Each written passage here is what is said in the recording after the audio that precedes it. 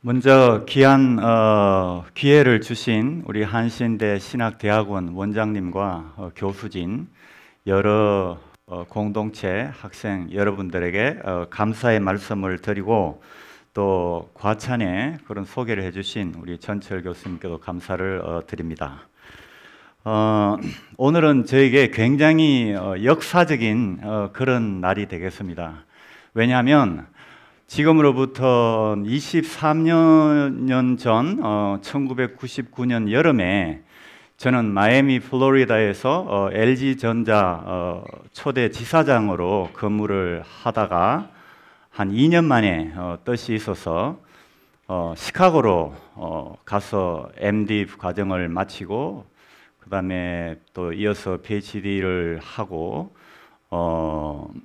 2005년도부터 리치몬드 버지니아에서 신약으로 학생들을 가르치고 봉사하면서 지금까지 왔습니다.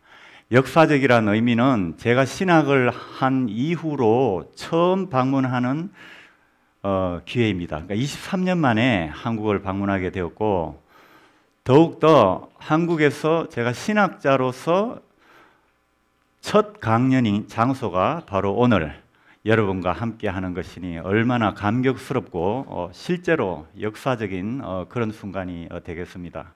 이번에 하나님께 감사하게도 이 일정 이후로 한 9군데 가량이 잡혔는데 그것도 다 여러분의 선배 동문이신 한신대 출신인 동문들을 제가 미국에서 공부할 때에 많이 알게 된 그런 기회가 있었어요. 99년도 제가 시카고에서 공부를 할 때 바로 김창주 목사님을 만났었고 한 1년간 같이 있다가 이제 고국으로 김 목사님이 돌아오시게 되었고 바로 그 점 조금 후에 우진성 목사님이라고 여기 동문이신 분이 이제 매코믹 신학교 제가 선배니까 이제 한 1년 정도 교류하다가 저는 이제 밴더빌트로 가게 되고 그런 인연이 있고 그 후 이제 제가 직장 교수 생활을 하면서 그 우진성 목사님이 김진호 목사님 또 다른 여기 선배이신 김진호 목사님이 안병무 민중신학에 대한 연구를 많이 하시는데 그 안병무에 대한 기념 사업으로 민중신학을 안병무의 민중신학을 영어권에 알리는 그런 프로젝트를 제가 이제 도움을 받아서 요청을 받아서 같이 하게 된 그런 인연으로 또 우리 김진호 목사님을 통해서 이번에 많은 도움을 받게 되었습니다. 오늘 제가 여러분과 함께 같이 생각하고자 하는 제목은 바로 앞에 있는 스크린에 있는 대로 예수의 비유와 정의의 문제입니다. 그러니까 두 가지를 크게 이야기할 건데 첫 번째는 우리가 대개 정의라고 할 때에 정의란 무엇인가 많은 사람들이 기독학자들뿐만 아니라 세속의 학자들 많은 분들이 정의에 대해서 오늘날 한국 사회도 마찬가지고 어느 나라나 어느 사회나 개인이나 정의에 대해서 바로 알아야 될 필요성은 말할 필요가 없을 것입니다. 그리고 정의의 개념을 한번 살펴보고 그 다음으로 예수가 많은 비유를 남겼는데 그 예수의 비유들 가운데서도 우리가 정의의 다양한 그런 모습들을 볼 수가 있습니다.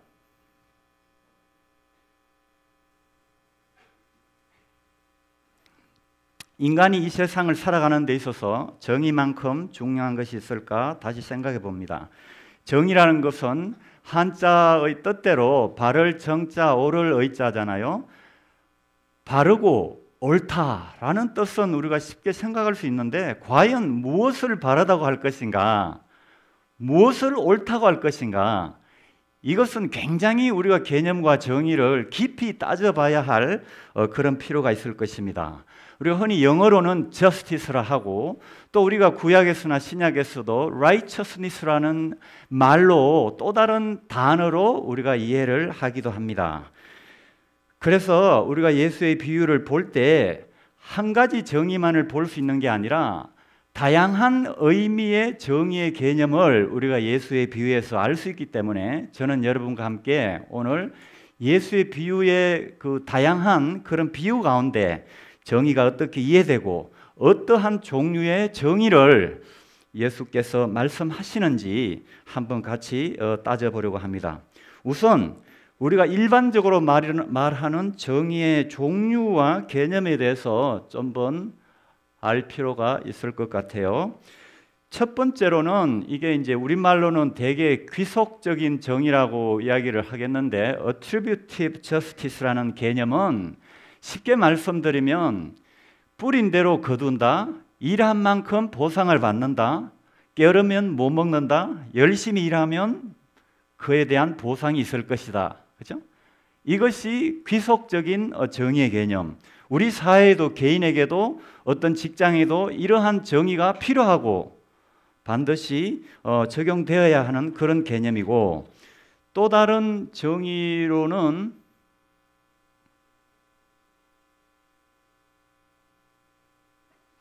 이게 이제 그 보복적, 징벌적 정의라고 하는 개념인데요. 이거는 영어로는 retributive justice라 해서 보복적 그리고 징벌적 정의인데, 주로 잘못을 저지른 것에 대한 대가를 치러야 하는, 합당한 벌을 받아야 하는, 피해는 보상되고 불의의 원인은 명명백백하게 밝혀지고 또 재발이 방지될 수 있도록 하는 것, 이러한 것들이 바로 보복적 정의고, 현대 사회에서 법률적으로도 뒷받침되는 그런 정의라고 말할 수 있습니다. 이것은 복수와는 다르고, 복수는 법에 근거 없이 과도하게 감정적으로 갚아주는 것이기 때문에 좀 구분해야 될 필요가 있습니다. 그 다음으로는 경제 배분적 정의, distributive justice인데, 이것은 한 사회의 구성원들에게 골고루 그 부의 배분이 일어날 수 있도록 신경을 쓰는 그런 배분적 정의가 있을 수 있고, 그 다음에 사회적 정의, 여기에는 우리 사회 안에서 인종의 문제라든지 성차별의 문제라든지 혈통주의, 지역주의, 학벌주의, 여러 가지 이런 면에서 불이하게 취급당하는 이러한 데서부터 우리가 자유함을 얻게 해주는 것이 바로 사회 정의의 개념에 속하겠습니다. 또 뭐 다른 개념을, 그리고 다른 저스티스를 본다면 회복적인 정의, 회복적인 정의, 이것은 우리 개인이 아프다거나 할 때에 회복을 시켜서 정상적으로 일할 수 있게끔 하는 그런 회복적인 정의, 그리고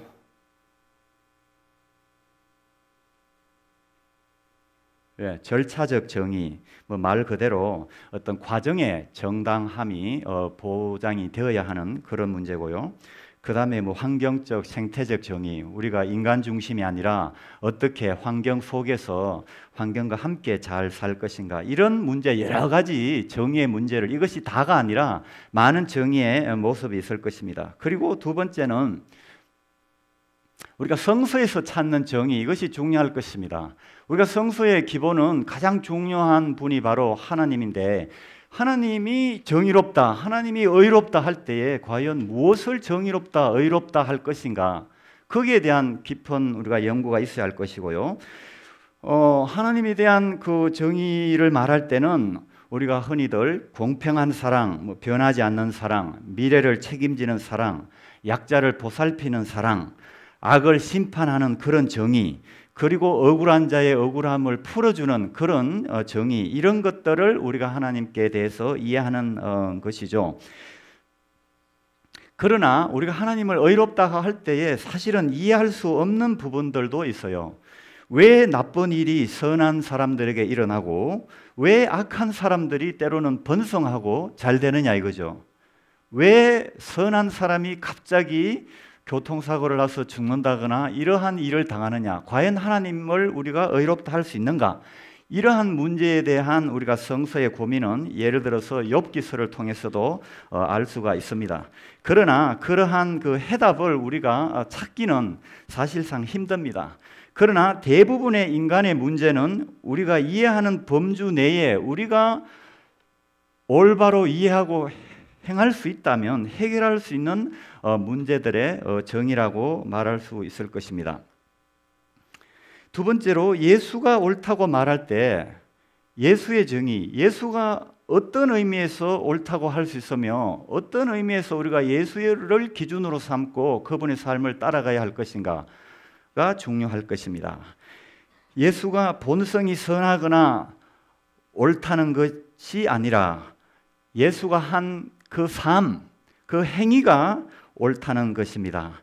예수는 하나님 보시기에 합당한 일을 하셨고 그분이 하신 일이 복음서를 통해서 나타난 그 많은 일들이 바로 약자를 위하고 억울한 자의 한을 풀어주는 그런 일을 하셨기 때문에 예수가 하신 그 일의 옳음을 우리가 보고 기준을 삼아야 한다는 것이죠. 그리고 마지막으로 성서에 찾는 우리가 옳다고 할 때 하나님을 따르는 자들이 많이 있지 않습니까? 바울도 있고 초대 기독교인들도 있고 어떤 의미에서 그분들의 옳음을 우리가 따라야 할 것인가, 그것도 굉장히 중요할 것입니다. 그중 몇 가지를 찾아보면 배고픈 자에게 빵을 공급하는 것이 정의이며 약한 자를 도우고 강하게 하는 것, 또 일할 수 없는 자에게 일을 할 수 있도록 기회를 주는 것, 그리고 보상을 하는 것, 일자리를 허락하는 것, 억울한 자의 한을 풀어주는 것, 이러한 여러 가지 모습들을 제대로 하는 것이 바로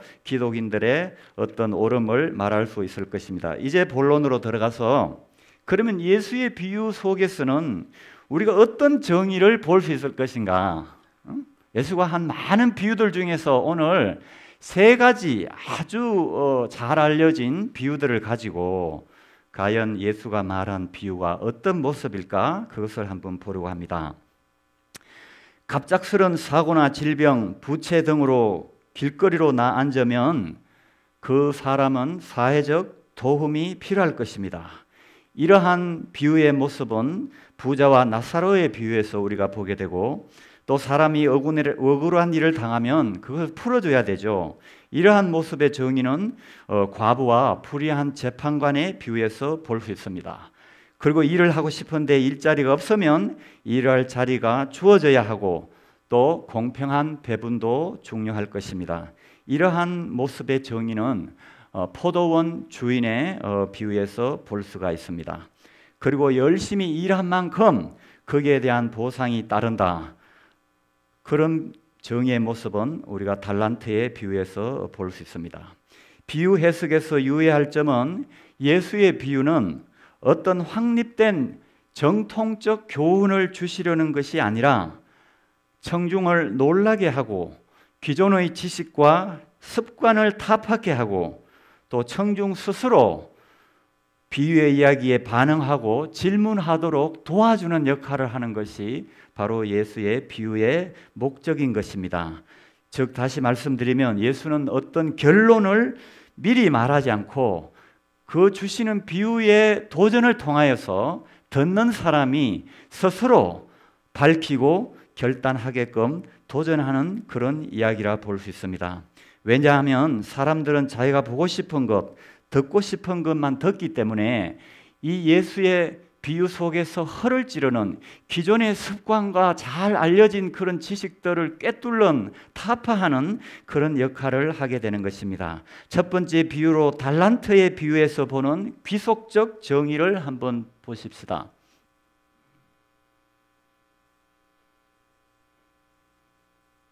달란트 비유는 우리 마태복음 25장에 나타나 있는데 우선 한 달란트가 얼마나 큰 돈인지 생각을 해보아야 합니다. 대략 지금의 돈으로 하면 미화 100만 불 정도, 한화로 한 10억 원 되는 돈이 한 달란트의 비유예요. 이 금한데 굉장히 큰 돈이죠. 현재 단위로 환산하면. 주인은 먼 나라를 떠나며 전 재산을 3명의 하인에게 각기 다른 금액을 맡겼죠. 5달란트, 3달란트, 2달란트, 1달란트 이렇게 맡겼는데 평소의 능력을 감안하여서 그렇게 하였을 것입니다.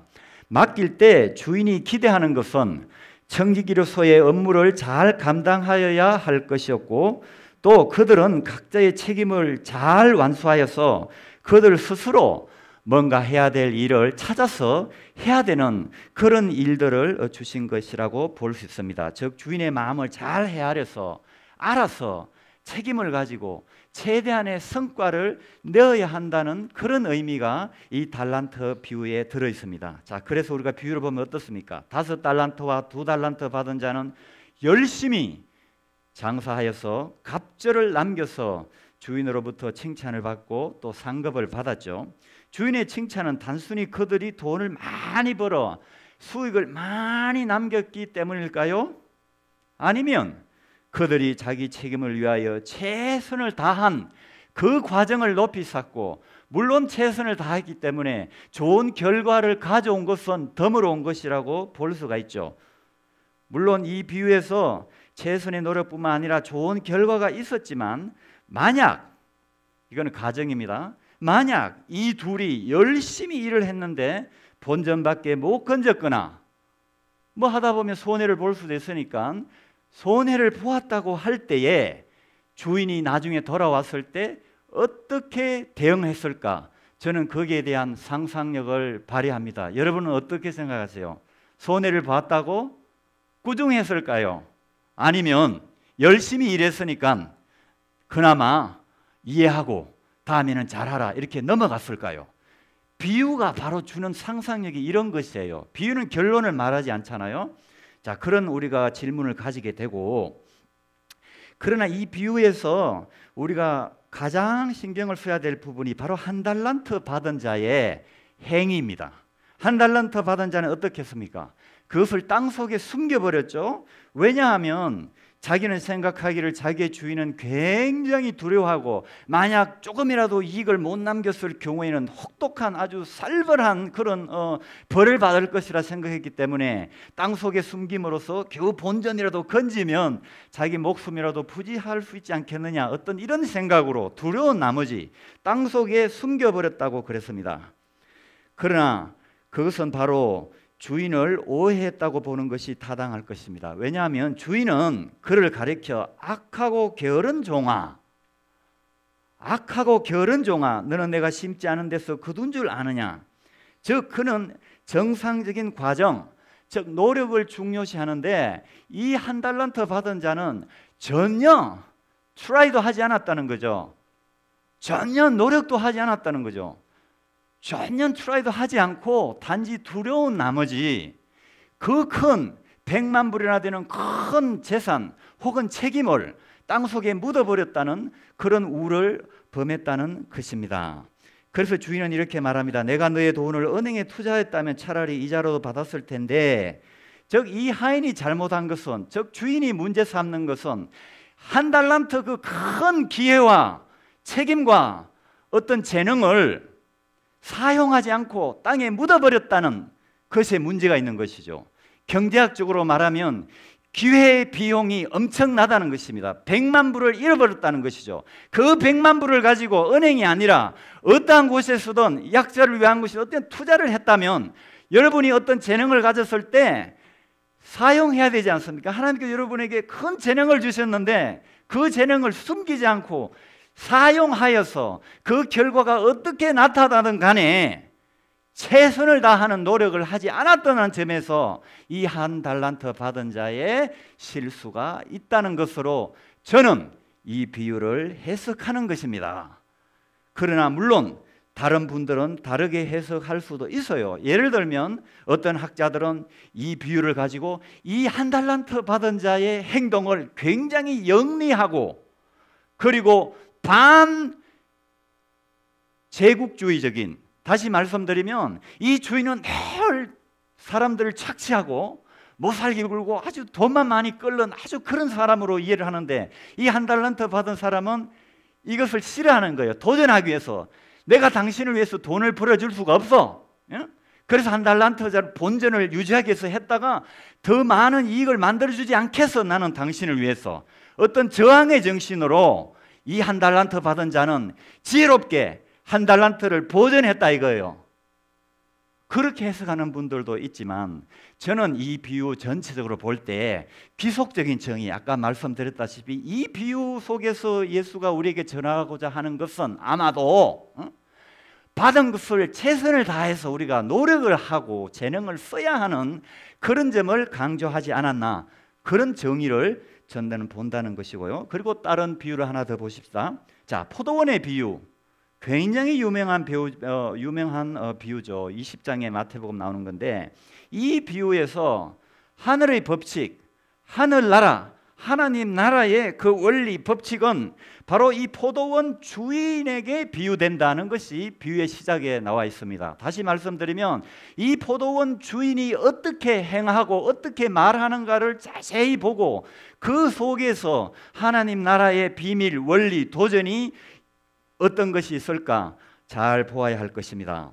자, 포도원 주인은 아주 반전통적인 아주 이상한 주인으로 볼 수가 있어요. 평범한 주인이 아니에요. 보통의 주인들과는 굉장히 다른 행동을 보인다는 것입니다. 우선 그는 아침 일찍부터 저녁 5시까지 5차례에 걸쳐서 자기 포도원에 보낼 일꾼들을 찾아서 노동시장에 나가는 것이죠. 자기 매니저를 보내도 될 것인데 자기가 직접 포도원 주인이 하루에 그것도 5번씩 아침부터 오후 늦게까지 포도원 일꾼을 구하기 위해서 나갔다는 그 사실에서 굉장히 다른 주인들하고는 다르고, 그는 또 노동자를 만날 때마다 가리지 않고 모두를 자기 포도원에 보냈습니다. 그리고 보낼 때마다 한 가지 이야기한 것이 있는데, 일하면 오늘 하루에 필요한 일당, 그 일당을 이렇게 표시했어요. 오늘 하루에 적당한 임금. 그러니까 적당한 임금은 요즘 한국에서 최저임금의 적당성을 많이 이야기하는데 미국도 그렇고, 여기서 텍스트에 말하는 것은 일반적으로 통용되는 적당한 임금 이렇게 표시했고, 또 다른 때에는 고용을 할 때에 whatever is just, whatever is right. 그랬어요. 무슨 말이냐면은 정의로운 가격, 옳은 그런 가격, 페이를, 임금을 나는 지불하겠다. 이렇게 주인을 약속을 했습니다. 하루에 꼭 필요한 그런 임금을 지불하겠고, 몇 시에 와서 일하던 그 임금을 지불하겠다라고 이렇게 약속을 했죠. 그리고 저녁이 되어서 이제 지불할 시간이 왔는데, 늦게 온 자부터 돈을 지불할 때 잘 아시다시피 늦게 온 자들은 1시간밖에 일하지 않았습니다. 그렇죠? 그런데 원 데나리온이 바로 하루에 필요한 임금이에요. 적당한 임금, 정의로운 임금이라고 볼 수 있어요. 왜냐하면 주인이 그렇게 말했기 때문에. 자, 1시간 일한 사람이 한 데나리온을 받았다는 거죠. 그랬더니 아침 일찍 고용된 사람들이 생각하기를 자기들은 하루 종일 포도원에 있었으니까 아마 많이 받을 것이다, 이렇게 생각을 했어요. 여러분, 때로는 여러분의 그 근거 없는 생각이 여러분을 나쁜 길로 인도할 수가 있어요. 이 사람들은 그렇게 생각을 했지, 실제 주인과 계약할 때는 어때요? 한 데나리온을 계약한 것이고, 그래서 가서 계약대로 열심히 일한 것이고, 그러면 착취를 했느냐? 착취를 했다고도 볼 수 없는 것이, 주인이 분명히 whatever is just라고 그랬잖아요. 정의로운 임금을 내가 지불하겠다 했기 때문에 이 하루 종일 일했다 하더라도 법상으로도, 실정 법상으로도 법원에 가면 지게 돼 있죠. 왜냐하면 계약 자체는 한 데나리온이고, 그리고 우리가 신학적으로 정의 개념으로 보더라도 착취 임금이라고도 보기가 어렵다는 거예요. 왜냐하면 정의로운 임금이라고 했기 때문에. 그래서 일찍 포도원에 돌아서 일한 이 사람들의 근거는 약하다는 것이죠. 그리고 또 하나, 일찍 들어왔다고 해서 그 사람들이 과연 열심히 일했을까? 여러분 어떻게 생각하세요? 보장이 없어요. 하루 종일 포도원에 있다고 해서 열심히 일했을까요? 보장이 없어요. 그래서 유대 문헌에도 그런 게 있습니다. 이런 문제가 있어서 시간은 많이 일하는데 아웃풋, 생산성이 떨어지는 거예요. 그럼 여러분 어떻게 하겠습니까? 여러분을 일꾼을 한다면, 그죠? 시간은 적게 일해도 생산성이 더 많으면 그거를 인정해 줘야 되는 그런 문제가 있듯이, 실제로 이 사람들의 시간을 단순히 많이 했다고 해서 불평하는 그 근거는 약하다고 말할 수 있을 것입니다. 어쨌든 이 사람들의 문제점은 자기들의 욕심과 질투, 자기들의 생각, 잘못된 생각에 사로잡히고 질투에 사로잡히고 욕심에 사로잡혀서 본래의 자기의 모습을 잊어버리고 또 상대방의 어려운 형편을 헤아리지 못하는 그런 욕심에 붙잡힌 사람들이 되었다는 것입니다. 다시 말씀드리면 늦게 포도원에 온 자들도 다 하루에 일당이 필요했을 것이고, 그렇죠? 그리고 왜 늦게 포도원에 오게 됐을까요? 그걸 생각해 보십시오. 왜 그 주인이 물었습니다. 왜 오늘 하루 종일 여기 일자리를 못 구해서 이렇게 있느냐 했더니 그 사람들이 말하기를, 왜냐하면 뭐라고요? 아무도 고용해 주지 않았기 때문에, 즉 나는 일하고 싶은데 아무도 고용해 주지 않았기 때문에 그랬다고 말합니다. 그렇기 때문에 그분들의 그 필요성과 그분들의 왜 늦게 올 수밖에 없는가 그 상황, 만약에 아파서 늦게 올 수도 있죠. 그러면 뭐 집에서 늦게 노동시장에 나왔을 수도 있지 않습니까, 여러분? 그죠? 몸이 약해서 늦게 오실 수도 있고, 여하튼간 그분들도 다 일용할 양식이 필요한 사람들이고, 그분들의 필요를 헤아리지 못하고 자기 욕심에만 사로잡혀서 단순히 내가 오랫동안 포도원에서 오늘 햇빛을 받으면서 고생을 했는데 왜 많이 안 주냐? 그런데 그분들도 사실 하루 일당만 필요한 거죠. 하루 종일 일해도. 그러니까 그런 면에서 볼 때 우리가 이게 많은 문제가 있는 것입니다. 자, 그래서 그러면 포도원 주인은 악덕 주인인가? 어떤 학자들은 그렇게 말해요.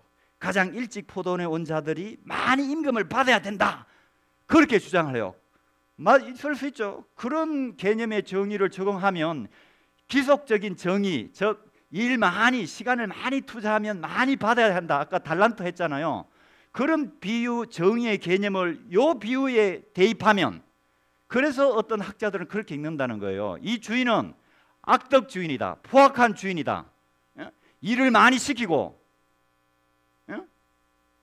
많이 안 준다는 거죠. 다른 1시간 일한 사람들하고 똑같은 임금을 주는 것이 과연 그것이 정의인가? 이렇게 따지면서 이 비유를 읽는 사람들도 굉장히 많이 있습니다.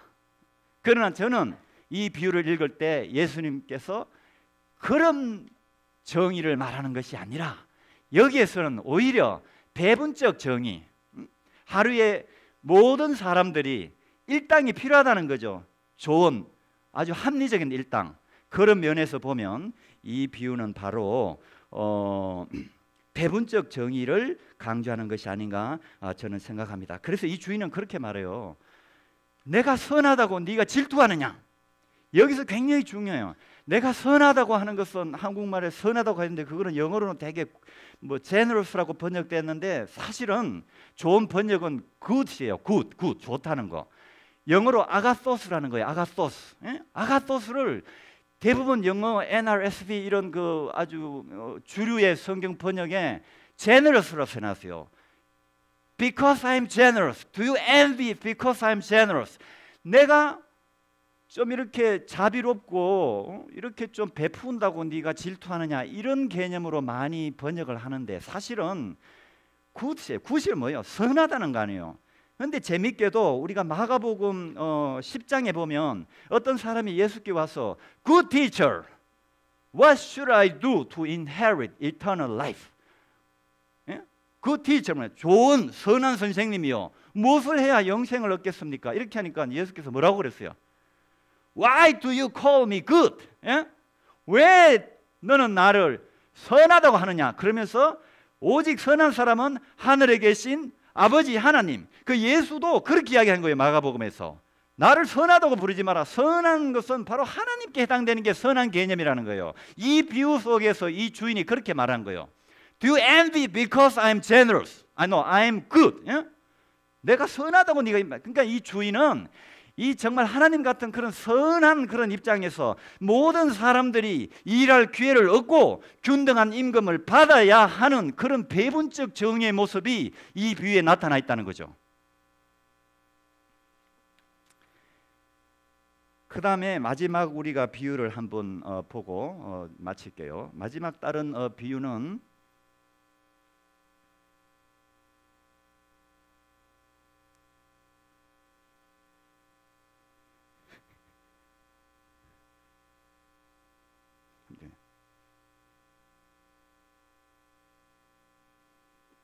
이게 안 돌아갔던데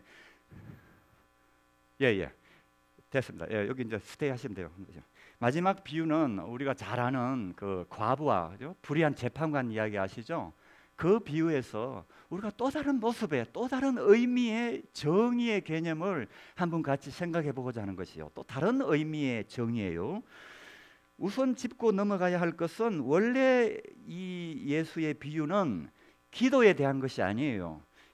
이 비유가 누가복음에 포함되면서 누가는 이 비유를 약간 가미하면서 처음과 나중에 누가복음적인 그 공동체와 컨텍스트에 맞게 이 비유를 썼어요. 그러니까 누가가 이 예수의 비유를 쓸 때 목적은 기도를 강조하기 위해서, 기도의 중요성을 강조하기 위해서 앞에 서론 부분에도 그렇게 이야기하고 기도의 중요성을 너희들에게 말하고자 강조하기 위해서 예수께서 이런 비유를 말씀하셨다 이렇게 했는데, 이렇게 말씀하셨다라는 그 예수의 원 비유를 이야기하자는 것이에요. 기도에 대한 것이 아니라 예수의 원 비유는 기도에 대한 것이 아니다 이런 말씀을 드리면서, 이 과부는 자기의 억울한 일을 당했고 그것이 우리가 무엇인지 구체적으로는 알 수가 없어요.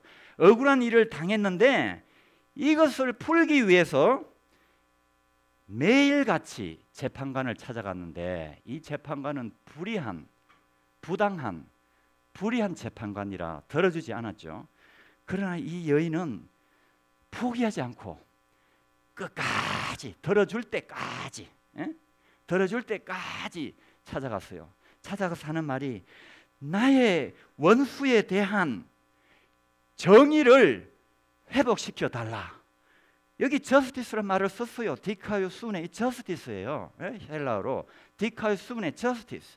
Grant me justice against my opponent. opponent라고 그랬어요. 원수가 있어요. 누군가 괴롭히고 우리가 알 수 없는 그런 억울한 일을 당한 이 여인이, 그것도 과부가, 가장 힘이 없는 이 과부가 방 안에서 기도하지만 않고, 원래 과부는 방 안에서 이렇게 집에서 도움만을 구하는 이러한 수동적인 위치에 있어야 하는 것이 이 당시 사회의 과부의 모습이에요. 그러나 이 과부는 믿음으로 끝까지 자기의 청혼이 들어질 때까지 그렇게 한 것입니다. 그래서 나중에는 귀찮아서, 이 불의한 재판관이 귀찮아서 이 여인이 원하는 대로 일을 해결해 주었다는 그런 이야기죠. 이 비유를 읽으면 저는 늘 두 가지 생각이 나요. 첫째는 마태복음에서, 이거는 누가복음 이야기지만 마태복음 15장에 보면 예수와 가나안 여인의 그 조우가 나오죠. 가나안 여인의 그 자기 딸을 위한 그 힐링, 치유를 위해서 끝까지 물고 늘어지는 그 가나안 여인의 마태복음 15장의 그 여인과 이렇게 겹쳐지는 그런 부분이 있고, 그 다음에 하나는 현대 사회에서 이 한국적인 상황에서 최근에 가장 큰 이슈가 되었던 이 세월호 참사에서 저는 이 여인의 한과 세월호 참사를 이렇게 오버래핑, 그러죠, 좀 이렇게 왔다 갔다 하는, 겹치는 그런 부분들이 있습니다. 우리가 세월호 참사에서 희생자 가족들이 원하는 것이 무엇입니까? 돈입니까? 명예입니까? 뭐 여러 가지 이유가 있습니다. 가장 중요한 건 뭡니까? 참사의 원인을 밝히고 잘못한 사람은 벌을 받고, 그죠? 억울함을 풀겠다는 것이죠. 다른 말로 하면 앞에서 봤던 retributive justice, 보복적, 징벌적 정의라는 것이죠. 그것이지 않습니까? 억울함을 풀겠다는 것이 바로 그런 뜻이죠. 잘못한 사람은 책임을 져야 하는 것이고 원인은 밝혀져야 하는 것이고, 밝혀지면 나중에 좀 더 밝은 정의로운 사회가 되겠죠. 그런 의미의 정의를 볼 때는 보복적인 정의, 그렇죠? 그것이 바로 이 과부와 불의한 재판관의 비유에서 우리가 볼 수 있는 것입니다. 처벌 없는 정의는 없다는 것이죠. 이러한 개념에 보면 응당한 처분과 처벌이 없는 단순한 쉬운 용서는 용서가 아닌 것입니다. 그렇죠. 미국에서 뭐 어떤 교회에서 총기 백인이 총을 쏴가지고 빡 죽였잖아요. 한 몇 년 전에 노스캐롤라이나에도 있었고, 그랬을 때 하루 만에 그 부모들이, 그 교인들이 범법자를 향해서 우리 하나님 이름으로, 예수 이름으로 용서해 줍니다 이랬어요. 저는 그걸 보고 너무너무 가슴이 아팠어요. 용서는 그렇게 쉽게 하는 것이 아니에요. 아직 처벌도 받지 않았고 시간이 걸리면서 용서를 오버할 수는 있겠죠. 하나님, 저들을, 예수가 마치 누가복음에서 십자가에 달리기 전에 저 사람들을 용서해 주십시오. 왜냐하면 저들이 하는 짓을 모릅니다. 이런 용서의 마음을, 오퍼하는 마음을 가질 수 있지만, 내가 용서를 오퍼했다고 해서 그 사람이 용서되느냐 하나님으로부터, 그거는 다른 문제라는 것이에요. 예? 내가 용서를 오퍼하는 것은 시간이 걸리면서 해야 되고 하는 것이 바람직하다고 생각해요. 그렇지만 보복적 정의의 관념에서 내가 용서를 오퍼했다고 해서 마치 우리 밀양 영화에서 보듯이, 그렇죠? 그런 문제가 있는 것이죠. 용서란 것은 하나님께로도 받아야 되고, 그리고 피해자로부터도 그 용서를 받아야 되는 그런 삼각적인 그런 그 용서 정의로 보면은 바로 그것이 굉장히 중요하다는 것입니다. 그리고 마지막으로 이 과부는 세상의 가장 약한 자의 대표죠.